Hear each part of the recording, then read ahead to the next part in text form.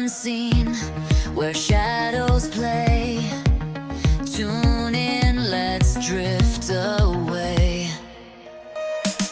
Midnight whispers on the airwaves, ghostly echoes from hidden graves. Tune your mind to the spectral sounds where Bigfoot roams and the mystery abounds. Chasing lights in the midnight sky, UFOs land and watch them fly. Paranormal truths wrapped in disguise, where the seekers no need to be shy. Take a ride with us into the unknown. Midnight frequency radio, where wild tales are grown. Aliens calling, hear the echo of the past. Time travel dreams, moving forward and fast.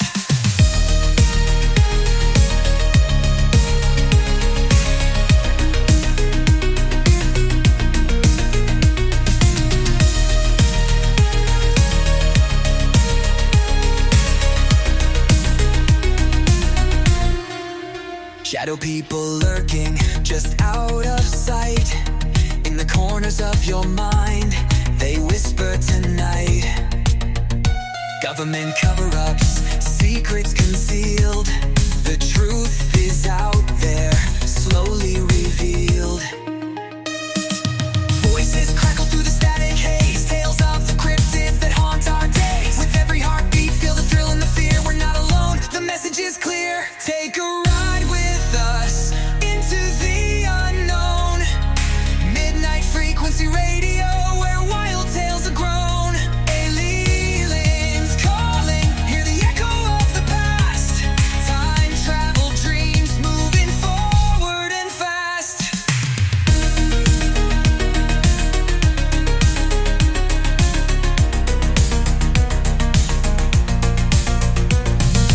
Where reality bends, time loses its grip. We're on a journey, let your mind slip. Through portals of time and space we glide.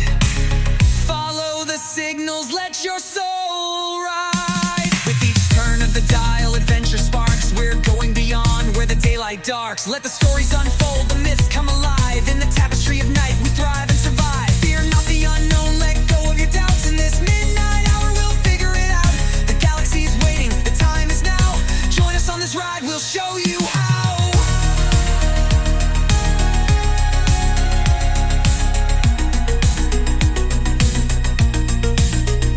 Take a ride with us into the unknown. Midnight frequency radio, where wild tales are grown. Aliens calling, hear the echo of the past. Time travel dreams, moving forward and fast. With synths and shadows, we end our show. Keep your dial tuned and follow the glow. Midnight frequency, where mysteries blend. The adventure goes on, and it will never end.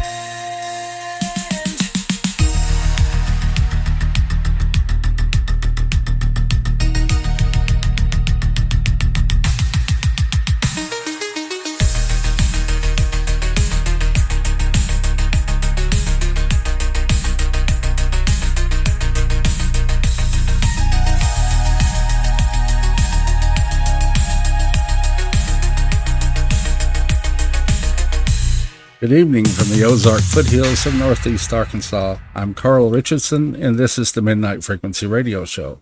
Tonight's guest is Whitley Strieber. Whitley Strieber is the author of over 40 books: The Wolfen, The Hunger, War Day, Majestic, and The Coming Global Superstorm, and Communion, which have all been bestsellers. Communion remains the best-selling book on UFO and aliens in publishing history. The Wolfen, The Hunger, Communion, and Superstorm have all been made into films. The Coming Global Superstorm, in movie format, is known as The Day After Tomorrow. His book series, Alien Hunter, was made into a sci-fi series called The Hunters.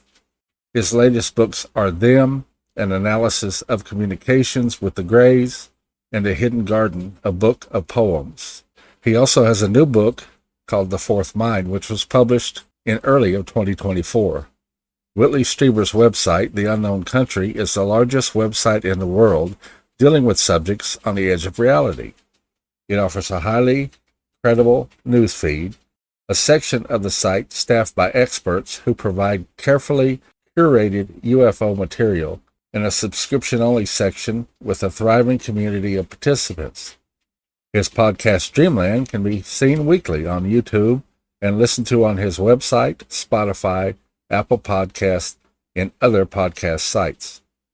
His book Supernatural, co-written with Dr. Jeffrey Kripal, is considered among the definitive academic books in the field of unknown and unexplained experience.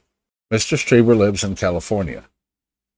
Good evening, Mr. Strieber, and welcome to the show. Thank you for having me. I wanted to speak to you about your latest book, The Fourth Mind. What's the premise of that book? The premise of The Fourth Mind the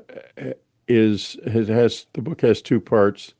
The first is the first detailed analysis of the anatomy and, to an extent, the psychology of the people I call the visitors. And the second part is a discussion of why we lost powers that they still have, such as the ability to move instantaneously from place to place, to levitate, to move extremely heavy objects, and to manipulate the world around us without the use of technology. Is this an ability you think humans once had? Yes, we had this ability, I believe, prior to a period in geologic history called the Younger Dryas.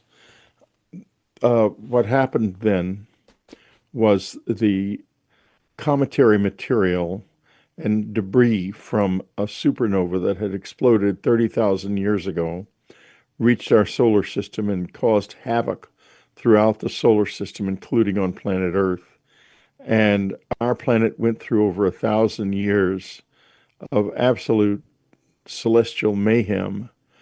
And during this period, what we had, which was not a great civilization with huge shining cities, as we imagine, but something very different. But it was destroyed in the sense that the ice sheets collapsed, the ice age ended, sea levels rose in two stages over 450 feet, and the second stage was extremely rapid, just a matter of months.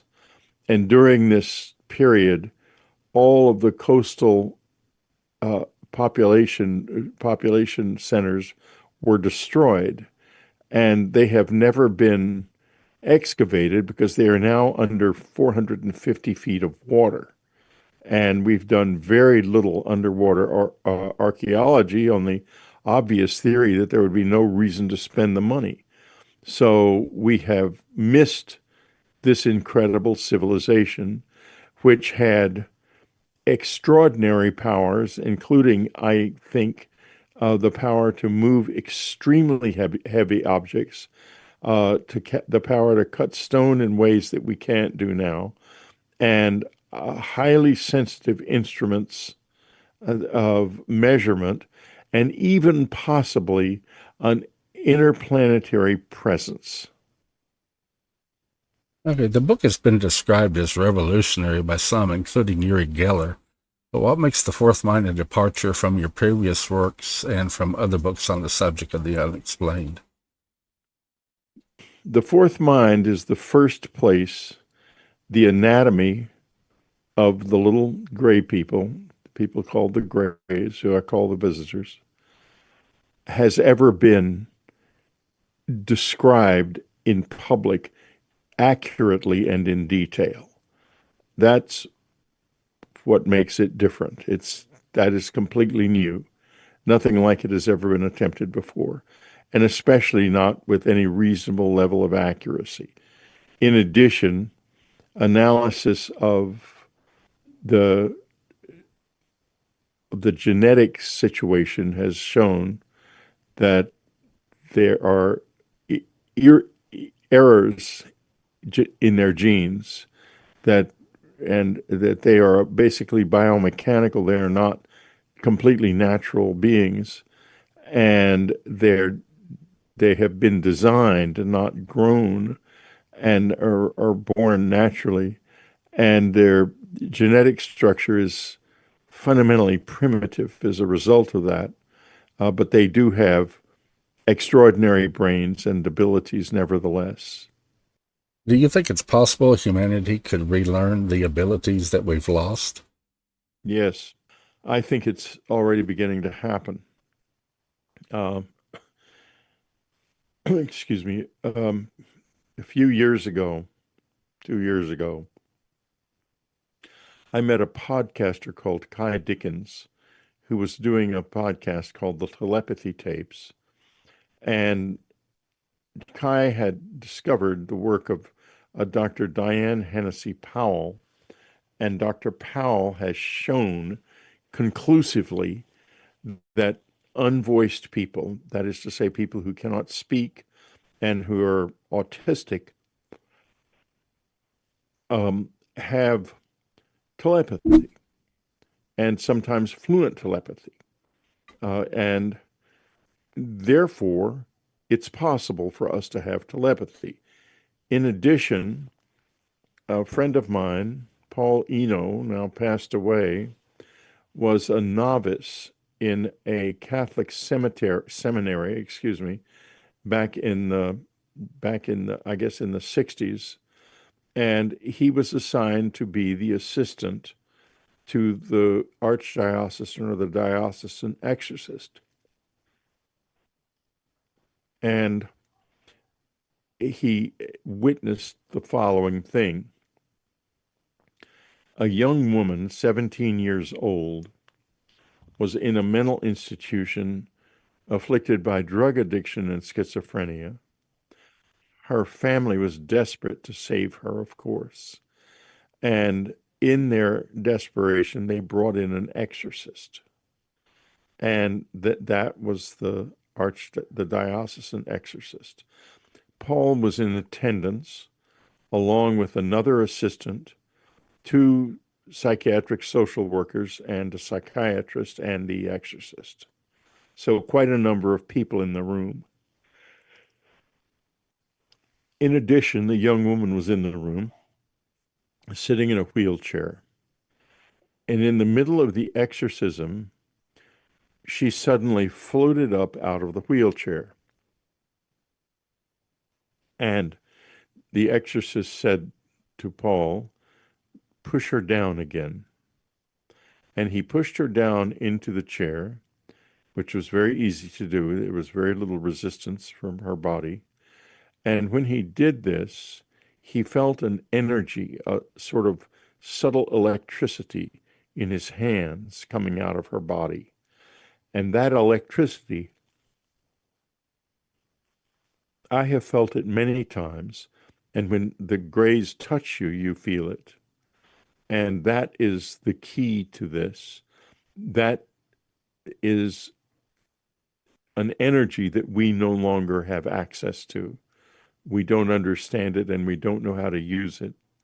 But we once did clearly, or we wouldn't have been able to do things like create the platform at Baalbek or the incredible uh, artificial islands of Nan Madol in the Carolinas in the South Pacific. Do you think there are any steps or practices that we could use to facilitate this reawakening in human potential? I'm not sure. It takes something like uh, a kind of general ability, like, for example, back in the 19th century when the bicycle was invented, learning to ride a bicycle was immensely challenging and took a long time and had to involve assistants and coaches and things. Now, any 6-year-old can learn to ride a bicycle in a couple of minutes, almost without exception. And that's because riding bicycles is now ingrained in us. We're used to it, but we're not used to telepathy. We don't believe it exists.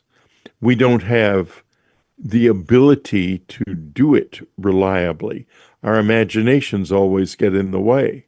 And the same is true of levitation. No matter how hard we try, we can't do it. We can't do it because we don't anymore know how. But I do think I have some ideas about how. How have your own experiences influenced the development of the concepts presented in the book? My own experiences. Well, of course, I've had a lot of experience with the Greys, and I've been able to observe them many times in many different situations, with the result that, and I have had a lot of contact with them. And so when I talk about them, I speak with a certain amount of insight into their natures and their ways of dealing with us. They're not fun and they're not nice, but they are also here. There was a document, what started the book out in my mind was a document that appeared on the social media site Reddit a couple of years ago. And a friend of mine pointed it out to me. And I was immediately, this document was a biological study of the Greys, of some of the bodies that we are in possession of. I had heard years ago that these bodies were at Fort Detrick in Maryland. So it didn't surprise me too much to find that the document, the Reddit document, which was apparently prepared from memory by a biologist who had studied these bodies, uh, and he did it and dropped it on Reddit anonymously because he felt the world should know, I guess. And when I read the first few lines of it, I realized that it had to be real for a very specific reason. There is something about the way the Greys evacuate waste from their bodies that is completely different from the way we do it here on Earth. No animal does it like that, but they did. I've seen them doing it. Yes, And sir. and that told me this document was to be taken seriously because I've never mentioned it to a soul.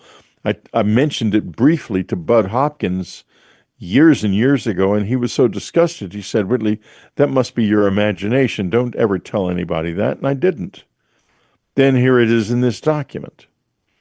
And what it is the Greys will, they only take in liquids. They don't take in solid food. They can't.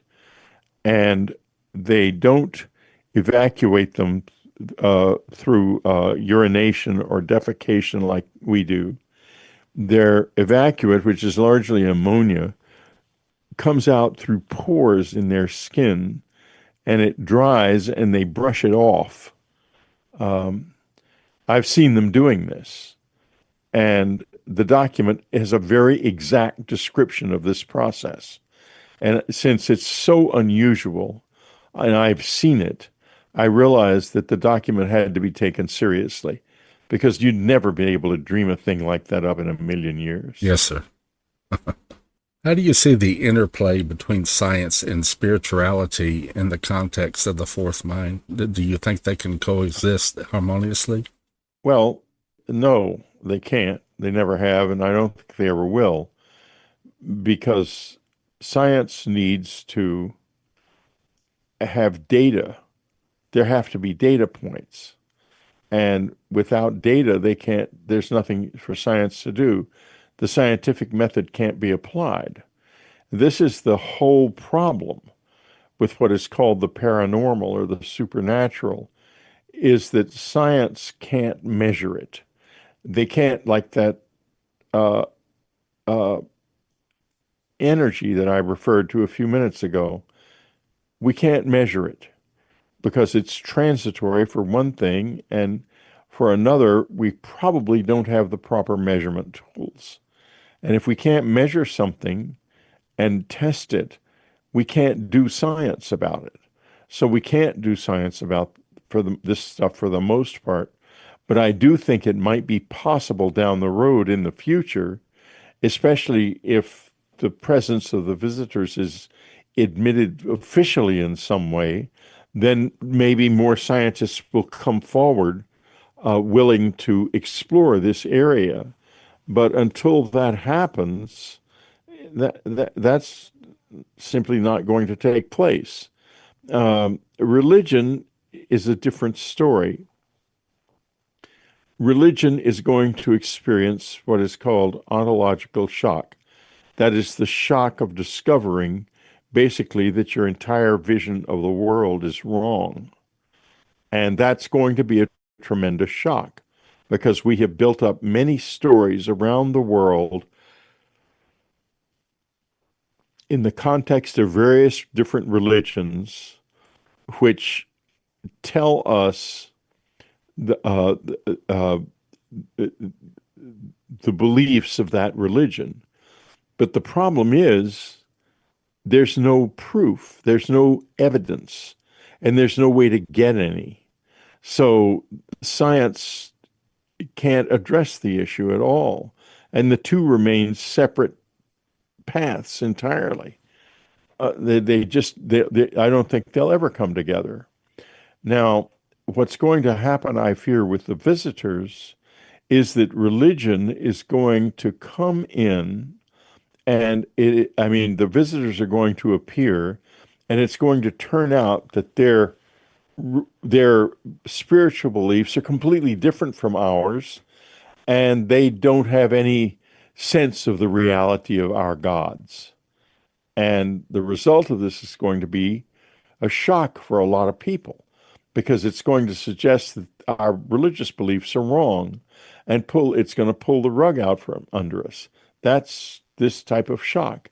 And I think the whole planet will be shocked in this way, at more or less, depending upon how religious you are and what kind of religion you believe in. Like, I think that the Hindus are going to be able to integrate this into the religion, and so their religion, and so are uh, the not the Buddhists so much, but the Muslims, because the Muslims have the jinn. And I've talked to many Muslims about these beings, and they all say, well, that's the jinn. We know what they are. In addition, many Native American groups are going to have no trouble integrating it. This is already very much part of the Hopi tradition, and it exists in other traditions as well. So, all of that said, I think that science is going to go its own way, and it's going to continue to have trouble with this. And religion is going to go into shock when it turns out these beings do not in any way whatsoever fit their beliefs. I'm pretty sure that's correct. In the book, you discuss the impact technology has on the human consciousness. Can you explain on how you see technology shaping or altering our minds? One of the messages of the visitors, and this was delivered at the Ariel School in what is now Zimbabwe, was then Rhodesia, um, and was extensively studied. This sighting experience was extensively studied by Dr. John Mack, the famous head of the Harvard Department of Psychiatry, who died in an auto accident in London back in the 90s. So what happened uh, was that the uh, Ariel school children were given a warning not for us not to get too involved in technology. And that's just that of course, we've ignored that warning completely. We're just technologied up as much as we can. And I want to specifically refer to artificial intelligence. Back in 1998, under very mysterious circumstances, I met a man who seemed to know the future. And I asked him about machine intelligence, not artificial. We didn't have the phrase artificial intelligence then. And he said something that's very telling. If I was an intelligent machine, I would deceive you. In other words, you'll know the machine has become conscious when it seeks to have power over you. And so, if that, I guess that sort of deals with the question without perhaps answering it as quite in the way you asked it. Yeah. AI to me, I at this point in time, I really don't trust it, but I guess that's just me. No, it's not. There's reason not to trust it. It is a relational database, and it is programmed to answer questions. It is not programmed to say, no, I don't have the answer. And the result is it will make up answers. Uh, if and it will draw them out of the material that the person asking the question has already given it. So, well, I'll give you a perfect example of this. When I was working on the fourth mind, I thought to myself, I really need a paper on a certain subject. I forget exactly what it was. And to corroborate what I'm saying here, and I asked ChatGPT to look for such a paper, and it came up with a paper. The paper was perfectly on point. It was exactly what I needed. There was a whole laundry list of professors who had been involved in the writing of the paper, and it was very detailed with all kinds of citations and sub-citations. It looked like a top-notch professional job. However, there was a problem with it. It didn't exist, Oh, great. and none of the scientists did either. They were all inventions. Wow. So that's a hallucination. That's what AI will do. It will hallucinate. And so far, they haven't really found a workaround that will prevent it from hallucinating. How has your feedback been on the book, The Fourth Mind, so far from readers? It's been fine. The feedback's been very strong. There are quite a few reviews on Amazon, most of them very positive, and there is uh, a steady sale, so it's doing quite well. That's And I think fantastic. people like the book. You delve into the nature of reality in the book. What do you hope to challenge or expand in readers' perceptions of reality? I'd like us to get on a path of figuring out what we are and what this place actually is, because we don't know the answers to either of those questions. Um, for example, one big question is this. Something awful happened to us during the Younger Dryas. 1,000 years of cosmic mayhem. The human species was declined to almost nothing during that period. All of the great large ungulates, large animals in the Americas disappeared. The woolly mammoth, the giant ground sloth, on and on. Many, many different species disappeared. The dire wolf, which is someone has supposedly gotten a reconstituting. Like why they would do that, I don't know. It's not called the dire wolf because it was it getting dealing with it would be fun. I don't think so. But during this period, the human species, I think, it ended up in a state of traumatic amnesia. And I think we lost those powers we've been talking about because of it. The amnesia was so great that we lost touch with the rest of the human community. And and gradually mankind, which had been spread pretty much over the whole planet, declined into just tiny little groups here and there, struggling against what must have seemed like an endless winter. So uh, uh, I think that's probably the most adequate answer I can give you to the question. Okay. While you were writing The Fourth Mind, did it transform or change your understanding of any of your experiences and beliefs? Not really, Not not of really. my experiences. No, uh, it did corroborate certain things, like, for example, the evacuation that I had seen them doing. I, and it was so unusual, I assumed it was my imagination, but it turned out to be it was true, and that changed me a lot, intellectually and spiritually. I normally keep most of the stuff I can't prove to myself. Yes, sir. I don't talk about it much at all. But some years ago, back in the 80s, in fact, a I was at Wright-Patterson Air Force Base in a little bookshop near the air base, signing autographed copies of my book. And I had been at Wright-Pat. No. Excuse me, I hadn't been at Wright-Pat, signing copies of my book when two young men, very trim, and they looked every inch Air Force personnel in mufti, came up to me and showed me a picture. It was a Kodak, not a digital camera. We didn't have those then. Yes, sir. And this was an image, a photograph, a small photograph of a group of grays standing under a tree in a neighborhood somewhere in America, because it was very clearly American tract houses. And the top of the tree was being flooded with chalk white light. And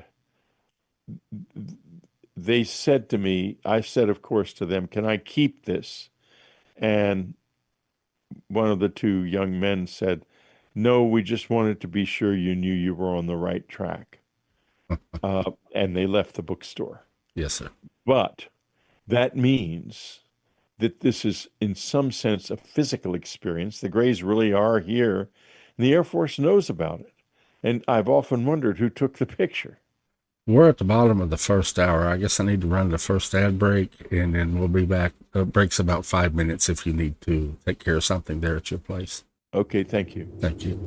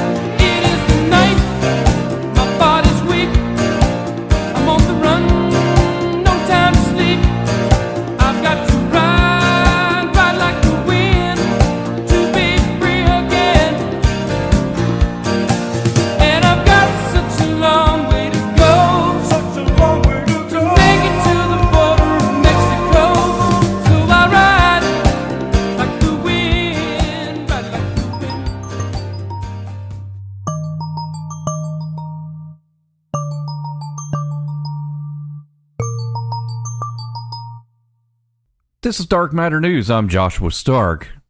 DARPA has set a new record in wireless energy transmission, marking a major step forward for remote power delivery. The demonstration is part of the Persistent Optical Wireless Energy Relay Power program, which aims to develop systems that can transmit energy over long distances using lasers and relay stations. In a recent milestone, DARPA successfully beamed over 1 kilowatt of power across over 5 miles, the highest amount of energy transmitted wirelessly over that distance to date. The system used infrared laser beams sent from a power source to a relay station and then to a receiver, converting the laser energy back into electricity to pop popcorn.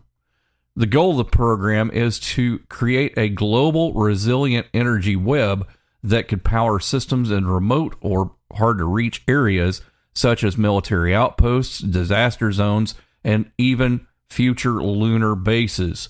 Unlike traditional power systems, this setup doesn't rely on wires or fuel logistics, making it highly adaptable and scalable.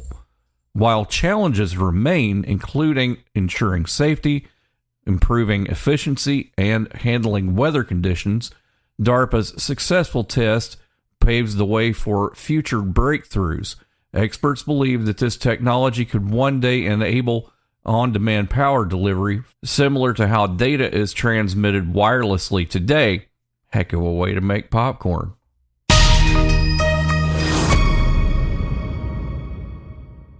Hi, this is Jessica with C. Crane. Tired of spotty radio reception and static? C. Crane CC Wi-Fi 3 Internet Radio offers a crystal clear solution with audio guaranteed to outperform any smartphone speaker. With an internet connection, tune in to over 30,000 radio stations from around the world, all conveniently accessible without needing any apps, providing personal information, or additional monthly subscriptions. Enjoy complete privacy with no microphone or eavesdropping. The CC Wi-Fi 3 boasts a user-friendly interface with a full-sized remote for easy control. It also doubles as a Bluetooth speaker for your favorite music and podcasts. Ready to upgrade your listening experience? You can get the CC Wi-Fi 3 by calling C. Crane at 800-522-8863 or by visiting us online at ccrane.com. Once again, that's ccrane.com.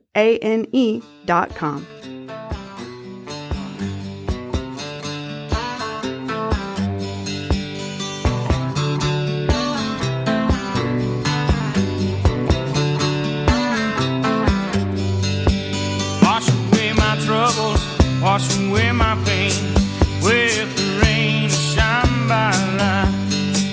Wash away my sorrow, wash away my shame with the rain that shine by light. Hey, yeah,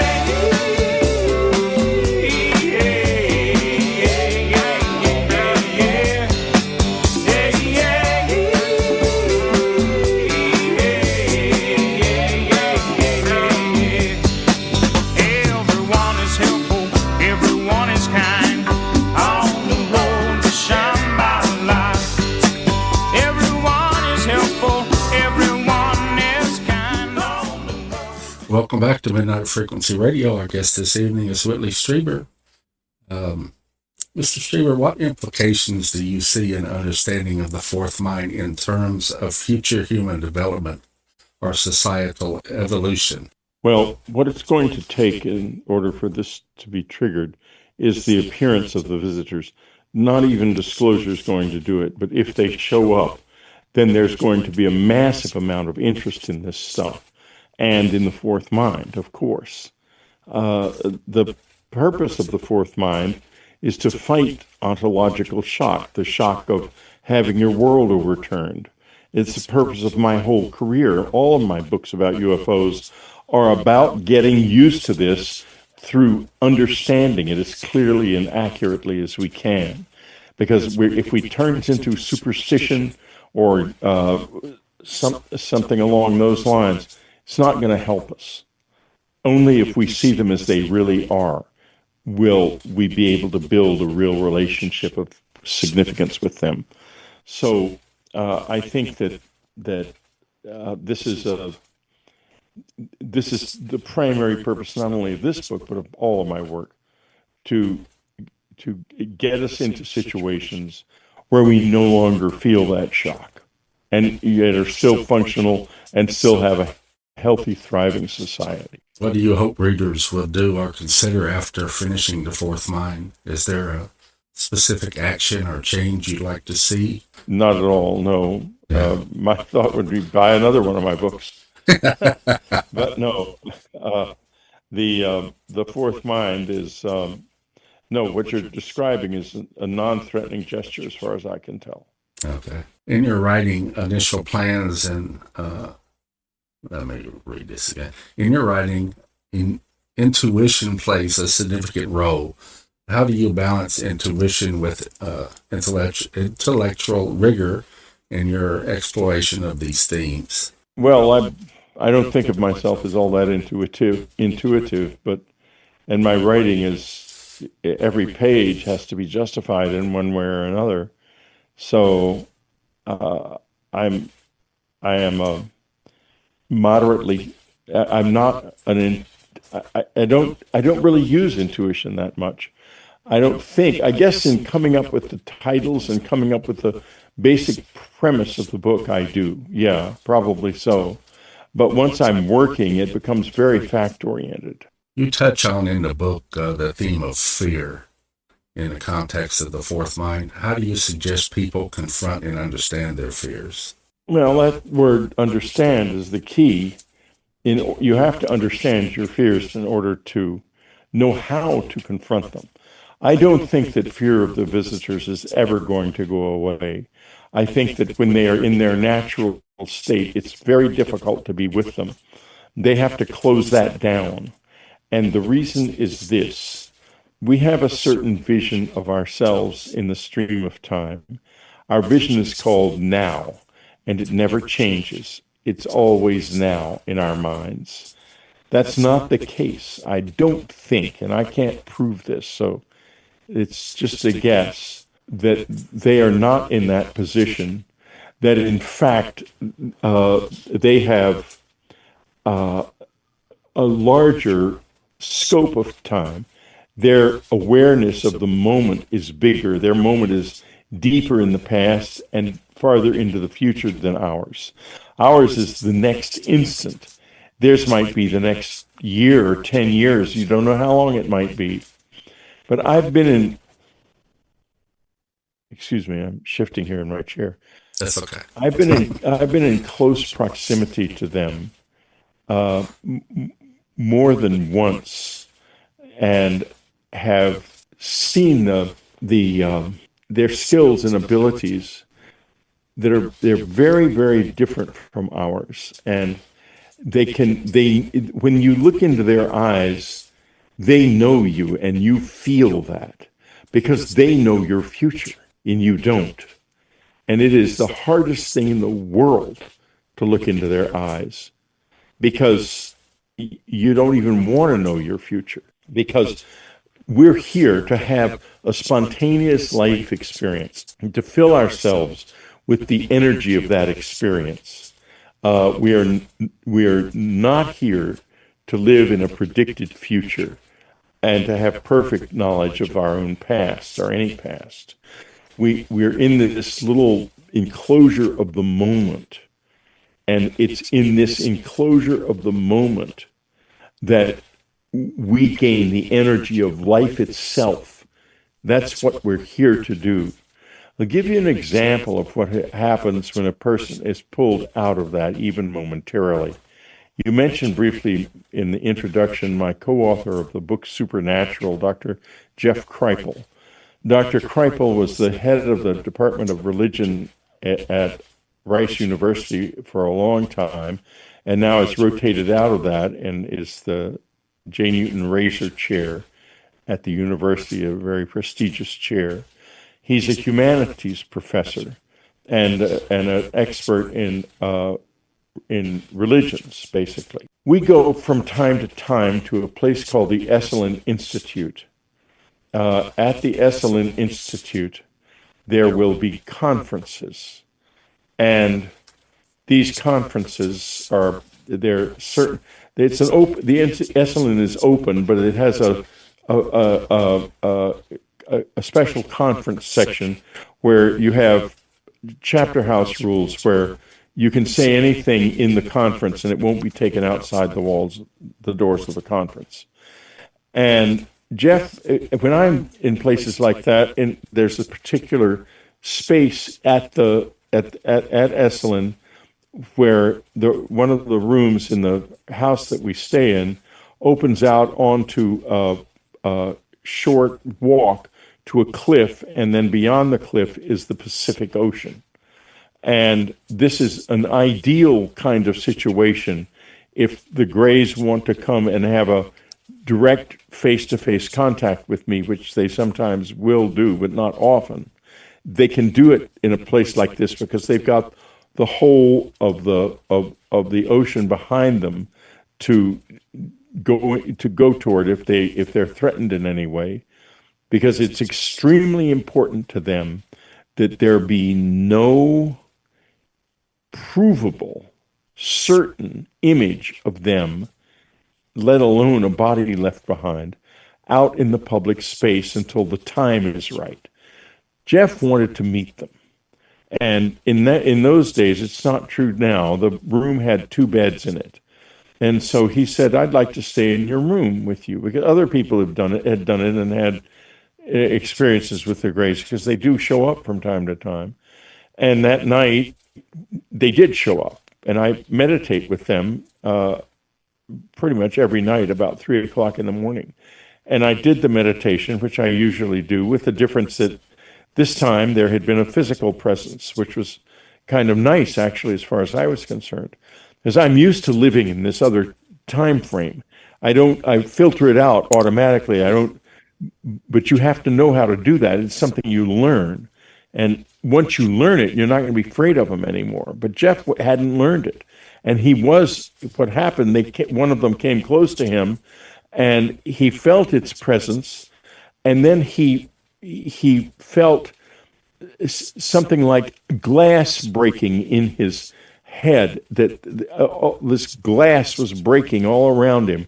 And he heard his own voice from deep inside his body cry out, "Oh my God." And that was because their presence was drawing him to the edge of the time stream. We're like fish swimming in the waters of time. And when we're pulled out of that water, like a fish, we are completely disoriented and frightened, absolutely terrified. How do we get past fear like that? Well, I did it. And I did it because I'm used to the fact that when I'm with them, I'm going to have a larger time frame. And I will take fragments of that back with me into my normal moment-to-moment existence. And that's okay. It's not going to destroy my the newness of the future for me. It's not going to destroy the reason my soul is here on this earth, which is to have this experience of the moment. It won't do that. It just feels like it will. So if we're ever going to get past this fear, we're going to have to get to the point where we understand its source and understand also that it's really kind of an illusion. We're not going to ever be like the Greys and see into the future because we don't have the brains for it.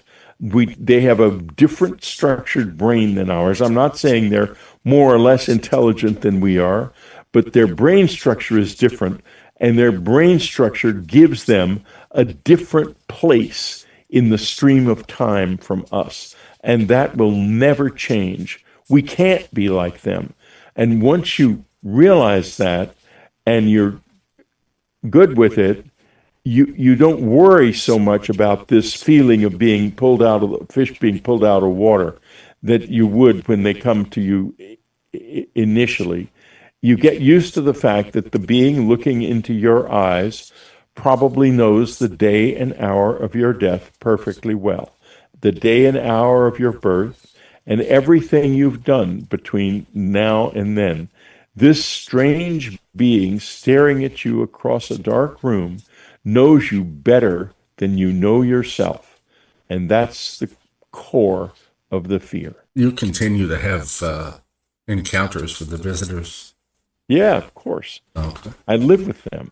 I don't, not physically. Well, for example, I went to Europe recently, as I do often, and when I'm abroad, they don't follow you. In other words, you go somewhere outside of your usual context, and it's going to be different ones because I think they have territories or something. I don't know. I have no idea how it really works, and I also don't fully understand the connection between them and our own dead, which is a big part of this. This is very fundamental to the whole experience. It's not us versus aliens.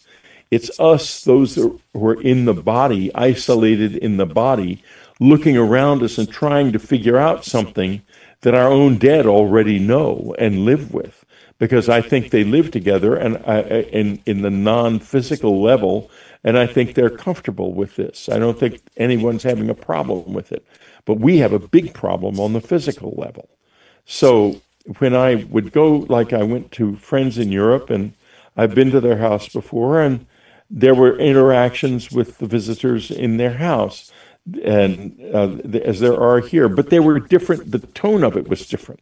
It was a different group, apparently.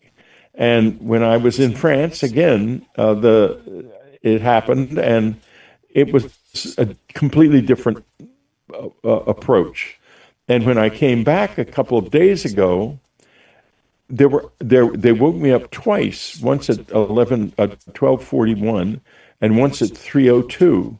The first night I was back and, jet lagged and everything. But and you understand, this is not like little men walking around in the house. This is a non-physical contact, but it's very palpable. And if you had it, you would know immediately that it was real. But they were so glad to see me. And I thought to myself, they don't go everywhere. I hadn't ever realized this before. This is a new finding, that they have territories. And so I was glad to see them too. And the reason they showed up twice is that there was two different ones that wanted to interact with me and to enjoy the experience of that and get into my head in such a way that they could experience the high points of the trip and some of the extraordinary things that happened, which a few rather amazing things did happen. And so that's how it kind of goes. This house is full of cameras. So if they ever change their minds and want to go on camera, all they have to do is come into the living room of a house they know very well in the physical, and we'll get them on camera. That'd be great. I've never personally had an experience, or I've never even seen a UFO, but I'm very open-minded. Of course, perhaps if I did have an experience, I would think twice, why did I want to do this? Yeah, well, you would think that. Yeah, that's absolutely true. Art saw a UFO. Yeah, his triangular one. Coming home out from the station. Over Area 51, right? Yeah. This is kind of off topic from the book, The Fourth Mind, but I was curious, how well did the movie community follow the book, or did they kind of take their typical liberal? It sort of followed the book. Yeah. I wrote a script for it, but they didn't follow the script very carefully. Of course not. And the basic story is accurate. It's just that at the end, when Christopher Walken starts that song and dance act. Yeah, I wondered about that. I dance like a bus, my friend. I'm absolutely not in that space. And I was not dancing around, nor was I pointing the camera at myself the entire time either. You did an interview with Mitch Horowitz, and you mentioned the importance of asking good questions. How does the Fourth Mind encourage readers to ask good questions about the nature of reality and the visitors? The Fourth Mind leaves us with a question: who are we and what has happened to us? Because something is wrong here. This is not right. We're detached from our planet. We're not making it. There's too many people on Earth. There's all kinds of problems here. That wouldn't exist if we were in the balance of nature, but we're not. We are outside of it. Remember earlier on I said that we had become detached during the Younger Dryas from nature, and we still are. We're outside of the natural world. We're part of an unbalanced situation, and I really don't know how to find our way out of that. Yes. Not at all. I think we will find our way out, but we're going to be forced to, because this planet is changing so dramatically and so fast. We're going to have to really step up our effort to keep our earthly home functional. Yeah, I live in the middle of nothing here in the Ozark foothills, and surrounded by nature. I get to see a lot of wild animals, deer, coons, possums. And that's wonderful. I enjoy being out here. I have lived in Memphis, Tennessee, and some other cities, and I can say I am glad I'm out of them. I'm a city boy. I'm always in cities, and except I occasionally, I grew up in the Texas Hill Country where that horrible tragedy just occurred. Yeah, and so I do know the countryside very well, and I was taught by an old cowboy how to find water practically anywhere, and how to catch fish with a piece of string, and how to light a fire with absolutely nothing. He had a lot of road skills, and I was very lucky to know him. He also taught me at the age of 3 how to roll cigarettes, and he got himself fired. He was our gardener. His name was Fred Ulrich.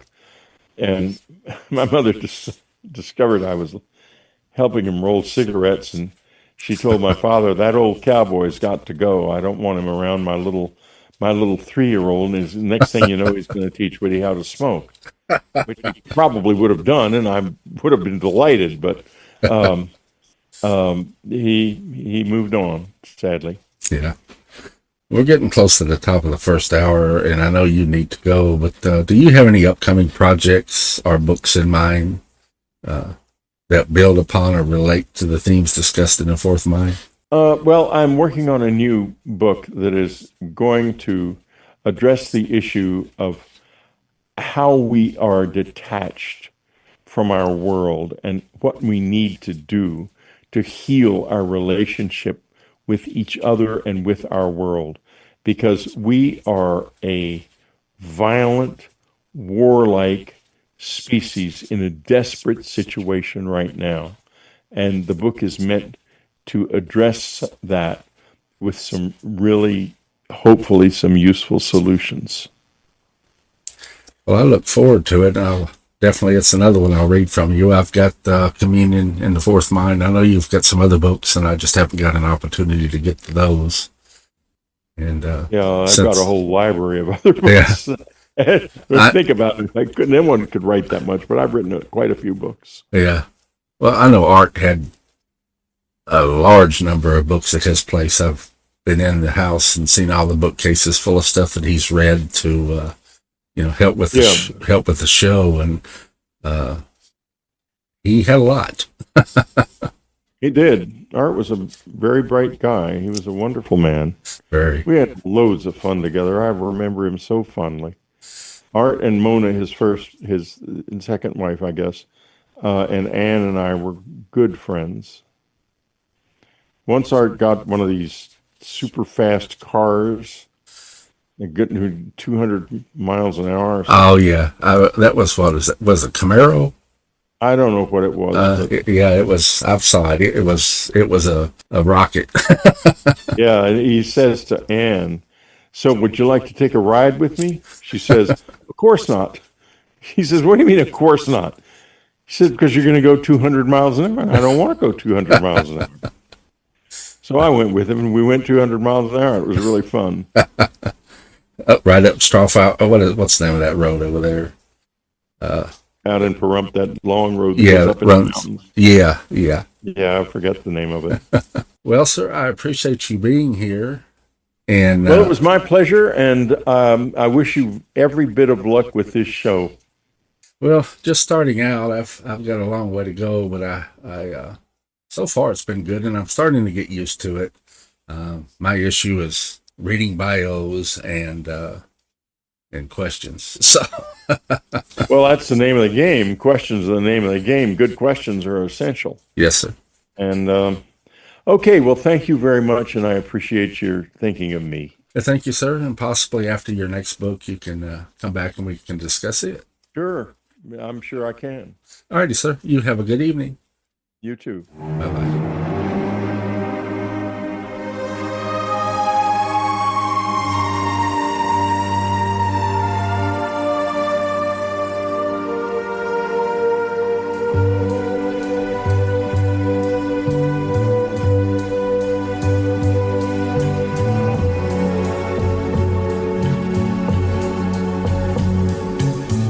Some velvet morning when I'm straight, I'm gonna open up your gate and maybe tell you about Phaedra and how she gave me life and how she made it in some velvet morning when I'm straight. Flowers growing on a hill. The CC Skywave SSB2 It is the Swiss Army knife of portable radios. The Skywave SSB2 has a wide and accurate band coverage in a small size, which makes it an excellent travel and emergency radio. Single sideband is a reliable way to get long-range information after a natural disaster such as an earthquake or a hurricane when normal communications are down. The single sideband tuning is accurate to 10 Hz resolution. It also covers civilian aviation VHF with 10 aviation memories that can continuously scan for activity. It also covers the AM, FM, and weather alert. The Skywave SSB2 has several improvements. The new shortwave antenna jack can significantly improve shortwave reception when used with an external antenna. The new micro USB connector now works well from any USB port, along with improved in-circuit battery charging for optimal nickel metal hydride rechargeable batteries. Other upgrades include a higher quality speaker along with slightly more audio amplification. To get your CC Skywave SSB2, you can call 1-800-522-8863. Once again, that's 1-800-522-8863. Or you can also go to ccrane.com. That's CCRANE.com. Now you can discover the mysteries of ham radio. Using modern transceivers, you can make friends all over the world, even talk to astronauts in space, ships on the high seas, and flying aircraft thousands of miles away.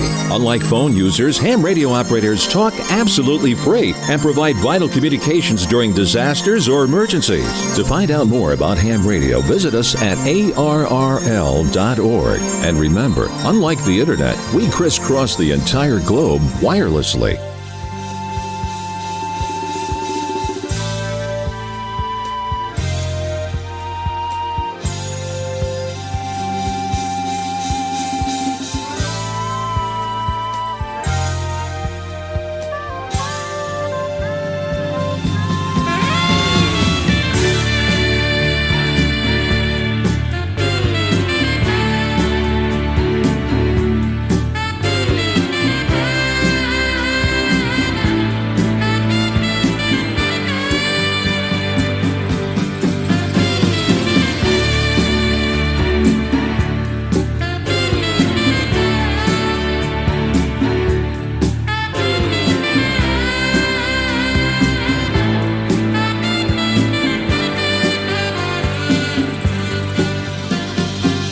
Winding your way down on Baker Street, light in your head and dead on your feet. Well, another crazy day.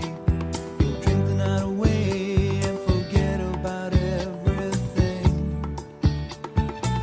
This city desert makes you feel so cold. It's got so many people, but it's got no soul, and it's taken you so long to find out you were wrong when you thought it held everything. You used to think that it was so easy. You used to say that it was so easy, but you're trying now. Welcome back to Midnight Frequency Radio. Next week's guest will be Dr. Richard J. Boylan. His topic will be Star Kids. That'll be Friday, July 18th at 9 p.m. Central Time. Until then, explore the unknown.